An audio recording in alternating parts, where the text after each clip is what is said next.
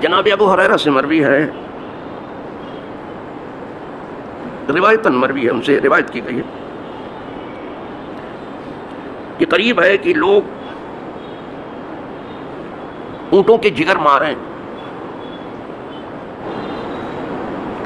طلب کرتے ہوئے علم کو، تو وہ نہیں پائیں گے کسی ایک کو زیادہ جاننے والا مدینے کے عالم سے۔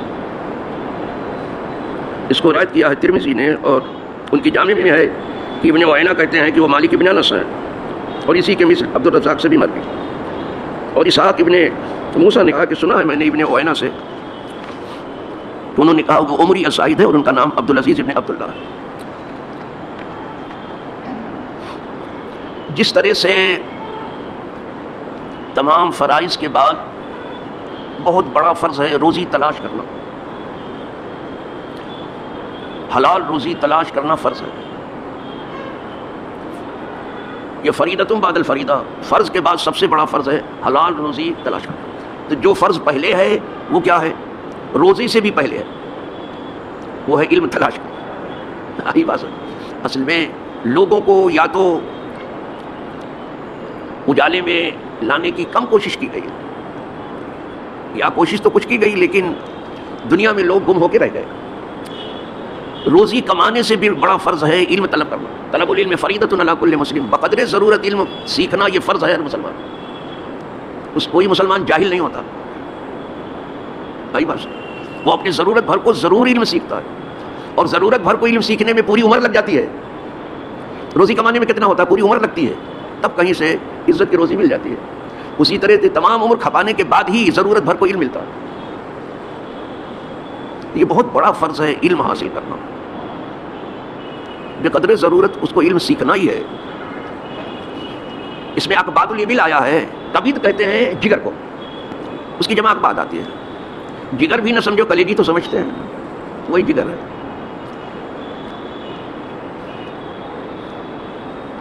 تو لوگ علم کی تلاش میں اونٹوں پر سوار ہو کے نکلیں گے، اور یہاں تک اونٹ اپنا چلائیں گے بیچارے کے جگر کا خون ہو جائے اس کے اونٹ کا۔ اور ریگستان کا ہوائی جہاز ہے، آج بھی بہت ہیں اونٹ وہاں عرب میں، بڑے شان سے وہ چلتا ہے۔ تو کل اونٹوں پر سوار ہو کے لوگ علم ڈھونڈنے نکلیں گے، تو صحرائے عرب میں تو اونٹ پہ سوار ہو کے، لیکن اور بڑی دنیا میں اب بہت سی سواریاں ہیں، اس پر سوار ہو کے لوگ نکلیں گے علم ڈھونڈیں گے۔ دینی علوم بھی ڈھونڈیں گے لوگ، اور عصری علوم بھی ڈھونڈیں گے لوگ۔ ابھی آپ نے دیکھا کہ عصری علوم کے لیے کتنے لوگ یوکرین میں تھے، یہاں کی تقریباً 20-22 ہزار طلبہ تھے جو صرف علم سیکھنے گئے تھے۔ اتنے بڑے ملک کے لیے جس کو ہم مہان کہتے نہیں تھکتے، اور ہے بھی یہ مہان، لیکن لوگوں نے اسے کمزور کر ڈالا۔ کیا ان طلبہ کے لیے ہمارے ملک میں جگہ نہیں تھی؟ یہاں میڈیکل کی جو فیس ہے تو گھر بیچ کے بھی نہیں پڑھا سکتا۔ یہ کیا طریقہ ہے؟ اور کیا یہ حکومت کو معلوم نہیں ہے؟ گھر بھی بیچ ڈالے تو نہیں پڑھا سکتا، مجبوراً لوگ باہر کا رخ کرتے۔ ایسا کیوں نہ ہوا کہ ہمارا بڑا ملک جو ہے اپنا بڑا دل کرتے ہوئے یہاں اتنے میڈیکل اسکول بنا دیے جاتے کہ دنیا، باہر کی دنیا یہاں آ کے سیکھتی۔ ہمارے یہاں جو ڈاکٹر بنتے ہیں باہر کے ڈاکٹر سے اچھے ہیں۔ تو ایسا کیوں نہ ہوا جب ہم مہان تھے تو اپنا دل بڑا کرتے ہوئے اتنا سستا کر دیتے علم کو کہ باہری دنیا ادھر کا رخ کرتی۔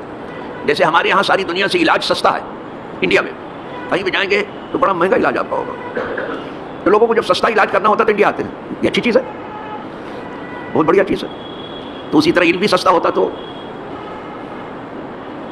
ہمارے پاس اتنے میڈیکل اسکول ہوتے کہ آرام سے باہر کی طلبہ جو ہے پڑھتے لکھتے تھے۔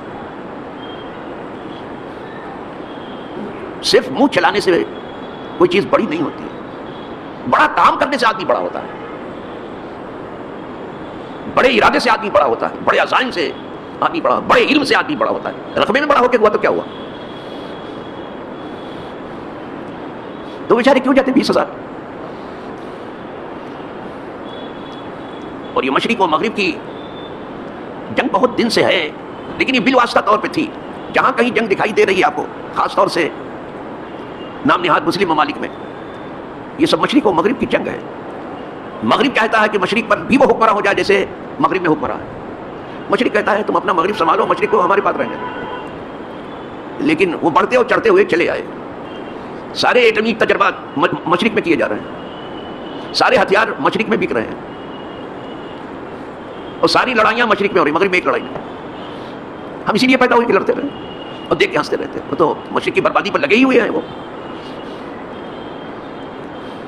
یہ آہیں اس وقت جو نکل رہی ہیں وہ اس لیے ہے کہ اب یہ مشرق و مغرب کی لڑائی مغرب کے دروازے تک پہنچ گئی ہے. وہ لاکھ اپنا دامن بچائیں لیکن ان کا ظلم ان کا پیچھا نہیں چھوڑے گا, جو انہوں نے زیادتیاں کی ہیں. اگر انسان اور انسانیت انہیں معاف بھی کر دے, خدا انہیں معاف نہیں کرے گا. اتنے مظالم اٹھائے ہیں مغرب نے, اتنے گناہ کیے ہیں انہوں نے, اتنا ملکوں کو ویران کیا ہے کہ قدرت نے نہیں بخشا. کافر یہاں حکمراں ہو سکتا, ظالم نہیں ہو سکتا.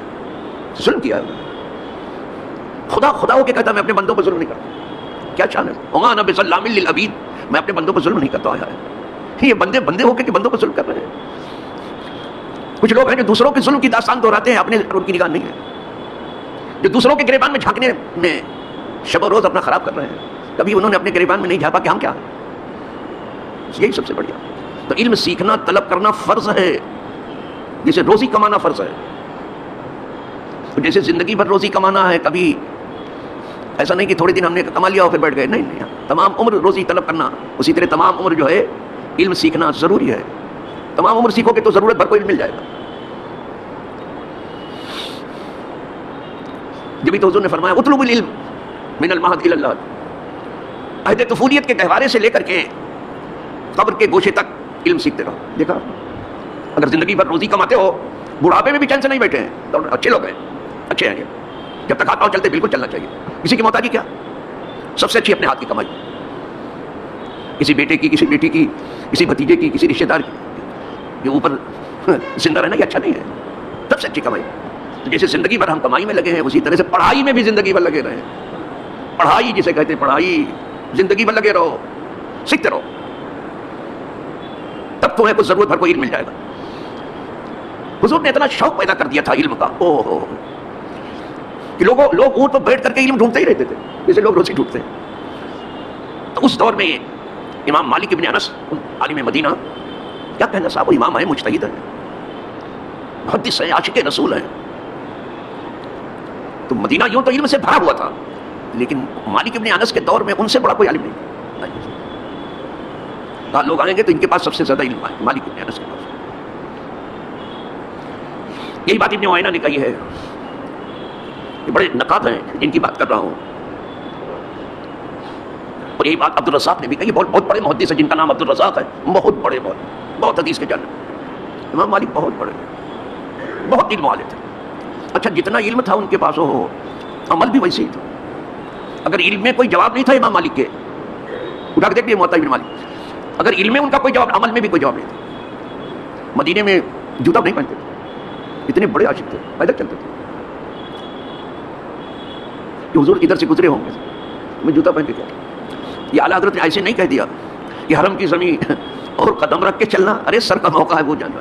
لیکن کیا کیا جائے کہ سر کے بل چلنا یہ انسانوں کی بس کی بات نہیں ہے. کہا اگر ممکن ہوتا تو یہاں کہا جاتا کہ سر کے بل چلو. تو سر کے بل تو نہیں چل سکتے ہیں, لیکن کم از کم ادب کرو, ننگے پاؤں چلو. لیکن اگر نہ چل سکو تو ادب نگاہ میں رکھو, کیونکہ زمین وہاں کی جلتی ہوئی ہے. مگر کہیں کچھ شاہ کے بارگاہ وہ ننگے پاؤں چلتے ہیں, وہاں دیکھا میں نے. ہم لوگوں سے نہیں ہو سکا, ایک کنکڑی بھی چپ جاتی ہے تو بڑا مشکل ہو جاتا. لیکن میں نے دیکھا کچھ شاہ کے بارگاہ چلتے ہیں, ننگے پاؤں چلتے ہیں. تو علم والوں سے سیکھو, اپنے جیسے سے نہیں. اپنے جیسے کیا سکھائیں گے تم کو, اگر وہ علم والے تو تمہارے جیسے کیسے ہوتے وہ. نہیں, علم والوں سے سیکھو. کیا کہنا صاحب. ویسے تو میں نے دیکھا کہ پورا مدینہ علم سے بھرا ہوا.